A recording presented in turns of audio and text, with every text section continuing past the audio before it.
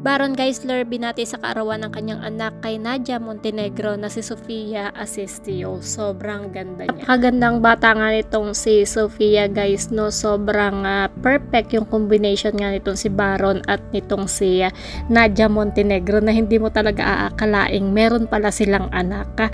Si Baron Geisler ay nagbahagi ng isang espesyal na mensahe para sa kanyang anak sa kanyang Instagram stories upang ipagdiwang ang ika-18 kaarawan ni Sofia na naganap noong August 13. Matapos ang ilang taon ng pagiging tahimik sa aspeto ng kanyang personal na buhay, lumabas sa publiko na si Baron Geisler ay mayroong anak na babae at ito nga ay si Sofia Asistio mula sa kanyang relasyon kay Nadia Montenegro.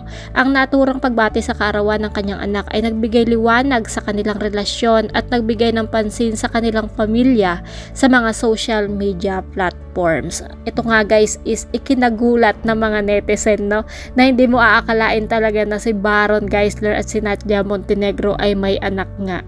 Si Sofia Asistio na ngay isang ganap na adulto matapos magdiwang ng kanyang ika-18 kaarawan ay nakatanggap ng espesyal na mensahe mula sa kanyang ama sa pamamagitan ng kanyang Instagram story.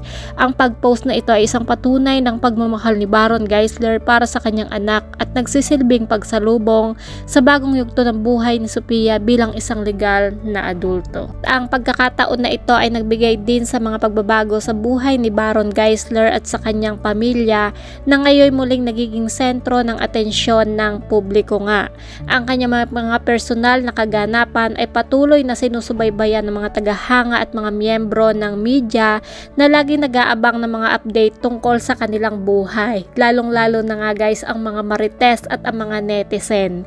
Hindi maikakailan na ang pag-post ni Baron ng pagbati sa Instagram stories ay isang hakbang na nagpapakita ng kanyang pagiging ama at ang kanyang suporta sa anak sa kanyang mga mahalagang okasyon. Ang simpleng gesture na ito ay naglalarawan ng malalim na koneksyon at pagmamalasakit ni Baron para sa kanyang pamilya na kahit sa mga simpleng paraan tulad ng social media ay naipapakita ang kanyang pagmamahal dito sa kanyang anak.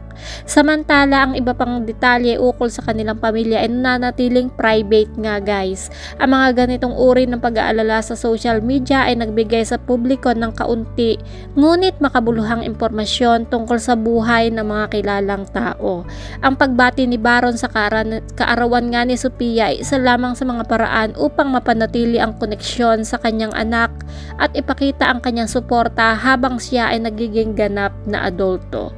Sa pangkalahatan, ang pagdiriwang na ika-18 kaarawan ni Sofia Asistio ay hindi lamang isang simpleng okasyon kundi isang mahalagang yugto sa kanyang buhay na sinamahan ng isang emosyonal na mensahe mula sa kanyang ama. Sa kanyang debut party na inihandog sa kanya ng kanyang ina na si Nadia Montenegro, nag-perform nga itong si Sofia Asistio ng American jazz song mula sa 1955 movie na Gentlemen Prepare Blondes na Diamond Are a Girl's Best Friend. Samantala, nagpasalamat naman si Nadia Montenegro para sa mga dumalo sa intimate 18th birthday celebration ng kanyang anak nga na si Sofia Angela Asistio. Anyway, guys, hindi nga maitatanggi na anak talaga ni Baron Geisler to kasi sobrang kamukhang-kamukha talaga niya, para silang pinagbiyak na buo. Kung isa ka nga sa nahiwagaan dito sa issue na ito about sa pagiging anak nitong si Nadia Montenegro at Baron Geisler, i-comment mo kung ano ang iyong mga komento, suggestion at reaction. At kung hindi pa kayo nakasubscribe sa aking YouTube channel, kindly hit the notification bell, like and share. Maraming salamat. Ingat po ang lahat and God bless.